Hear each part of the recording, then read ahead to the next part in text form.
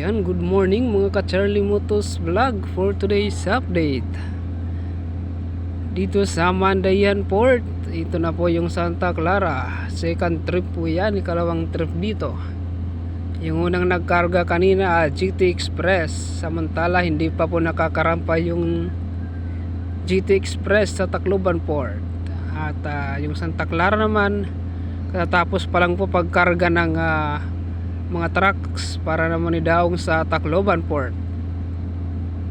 Pag-alis po nito yung Poseidon naman po yung papalit dito para magbaba ng mga sasakyan galing Tacloban Port.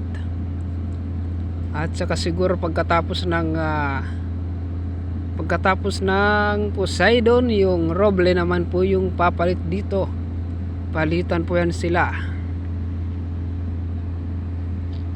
Ayan mga ka-Charlie Motos Vlog, ang lapad na po ng Mandayan Port. Samantala dito naman po patuloy ang paggawa at pagpapalapad ng Mandayan Port. Ayan, nabuhusan na nila yan kagabi, yung ligid, yung pundasyon ng port. Papunta po yan doon. Kulang pa po ito dahil pipilingan pa yan. Magbabakfill pa dito. Malapit-lapit na itong matapos. Kasyang-kasya na dito hanggang 2-3 barko dahil napakalapad na ng Mandayan Port. At ayun nga guys, no, sabi kanina ng isang trabahador ng GT Express, dalawa na daw po yung rampahan sa dalawa na po yung rampahan sa Tacloban Port. Kapag kagaroon, siguradong mabilis na yung biyahe dito. Ayan, abang-abang lang po tayo mga ka-Charlie Motos Vlog dahil nandito tayo ngayon sa port area, naka-duty. Tagahila tayo ng PC pagdadaog ng mga barko. Extra muna. Ayan. Shoutout nga pala sa lahat ng mga supporters ko dyan, mga followers. Saang mang sulok ng Pilipinas ito umaabot. At shoutout din sa lahat ng mga vlogger dyan. Ayan, shoutout sa mga taga-Mandayan, sa mga taga-Basay, lalong-lalo na sa mga Tacloban, sa mga taga-Tacloban. Alright. At ayun na nga guys, no, parang hindi po na babawasan yung mga sasakyan dun sa bypass sa Nulatula, Tacloban City. Kitang kita dito yung mga puti na yan. Hindi po natin ma-zoom dahil malabo mula dito sa kinatatayuan ko. Malabo katulad niya, malabo na maging kami. Charot, wala pala tayong jowa, tsaka wala pa tayong plano sa mga ganyan.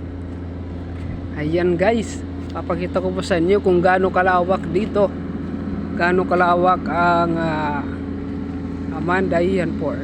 Samantalaan dito pa po yung mga kagamitan ng Aqualine dahil hindi pa sila tapos magtrabaho. Ayan, ang lawak po dito. Makikita nyo po ito guys, yung talian dito.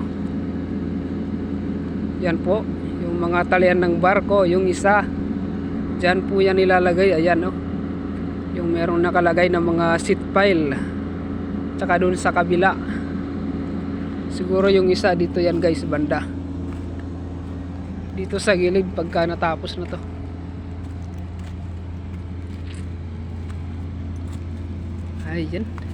Ayan po guys yung isang talian. Ayan, Sunday, have a blessed Sunday po sa lahat.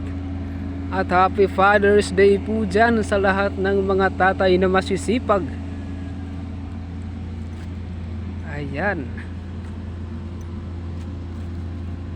Shoutout sa inyong lahat. At maraming salamat sa pagsuporta, sa pagsubaybay sa lahat ng mga videos ko. Maraming salamat po sa inyong lahat.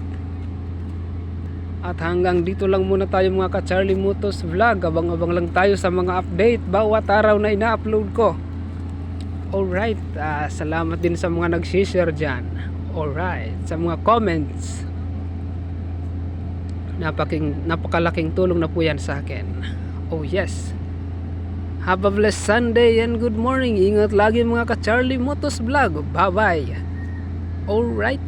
This is Charlie Motos Vlog once again na nagsasabing, pangit man ako sa inyong paningin, ba't hindi nyo subukang mahalin at ikay mapapawaw sa akin. Alright. Bye-bye. Tan tan